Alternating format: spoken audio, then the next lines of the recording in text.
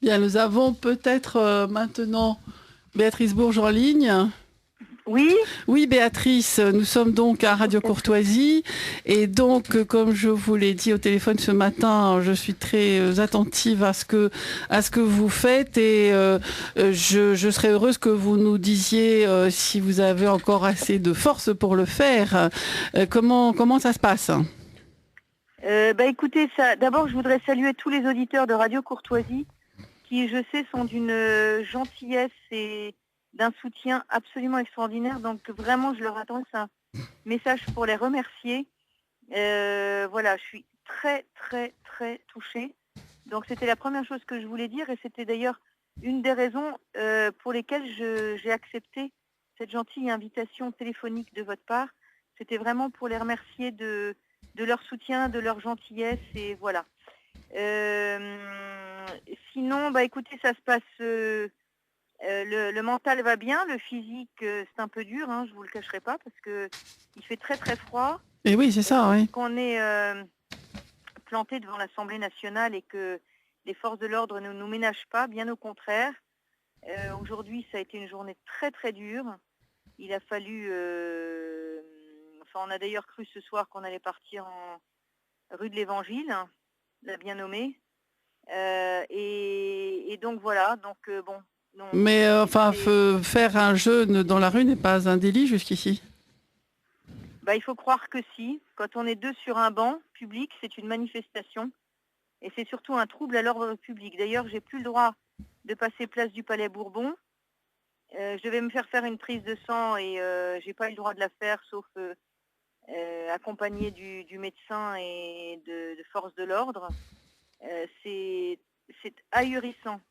Je savais que ça n'allait pas bien dans ce pays, mais à ce point-là, j'avoue que c'est absolument ahurissant. On est cerné. Voilà, et il y avait pourtant des avocats qui étaient là, mais en fait ils passent outre et la seule chose qu'ils disent c'est ce sont des ordres. Ce sont des ordres. Je n'ai pas de commentaire à faire. Ce sont des ordres.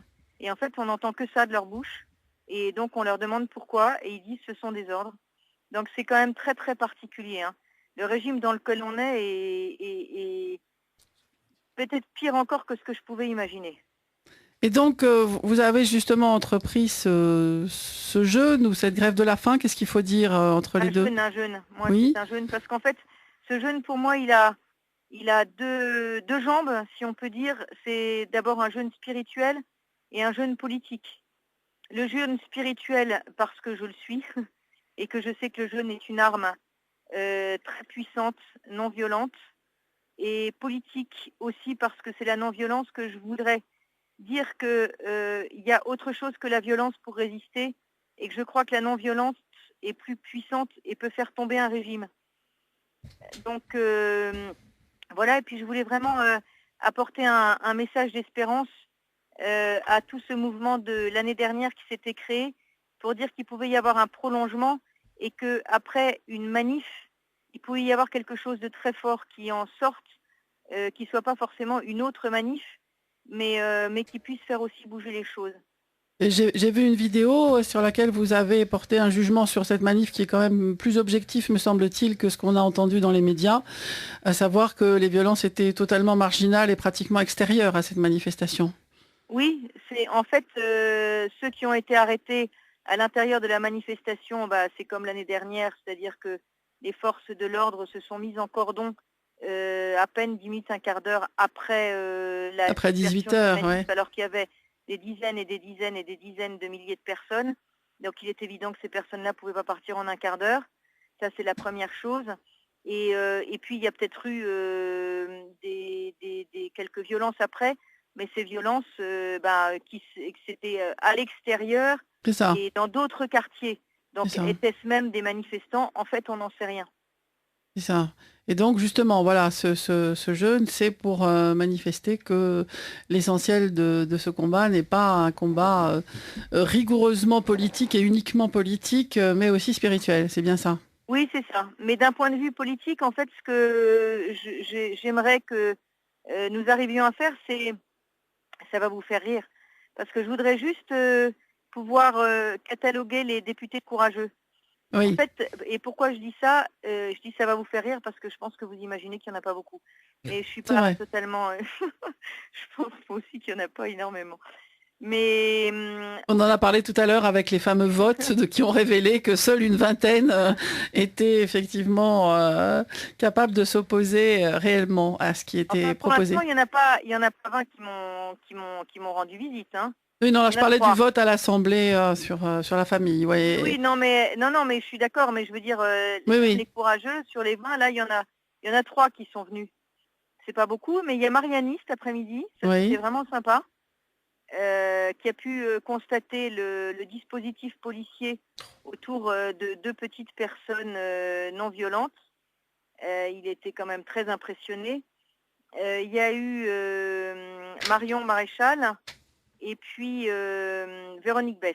Voilà. Très bien. Et Mais en fait, ce qu'il faudrait maintenant, c'est qu'il y ait une proposition de loi qui soit faite.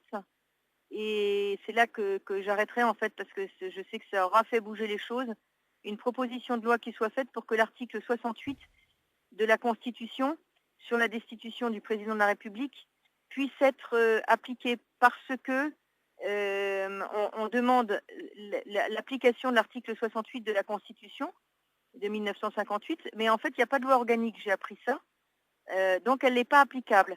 Alors donc, ce qu'on demande, c'est que une proposition de loi soit faite pour rendre cet article applicable sur la destitution. L'objectif, en fait, c'est de dire que oui, il peut y avoir destitution et c'est quelque chose de possible, et le président de la République ne doit pas se sentir, enfin, il ne doit pas penser qu'il y a un blanc-seing parce qu'il y a eu une élection il y a 1 an et demi. C'est ça. Et donc, vous avez parlé de ça au député Mariani, je suppose, et à Marion Oui, Maréchal. oui, oui, oui, oui. Ce qu'il y a, c'est que, bon, évidemment, je pense que je suis pas sûre que ça se passe absolument maintenant, mais en tout cas, ils le savent. Voilà, et puis il y a aussi cette initiative populaire qui a été décidée en 2008 et dont effectivement tous les textes ne sont pas encore pris et qu'on ne peut pas mettre en route, mais qui serait aussi un bon moyen Oui, de pouvoir faire prévaloir des points de vue qui ne sont pas forcément les points de vue de la majorité gouvernante. exactement. Merci beaucoup, Voilà.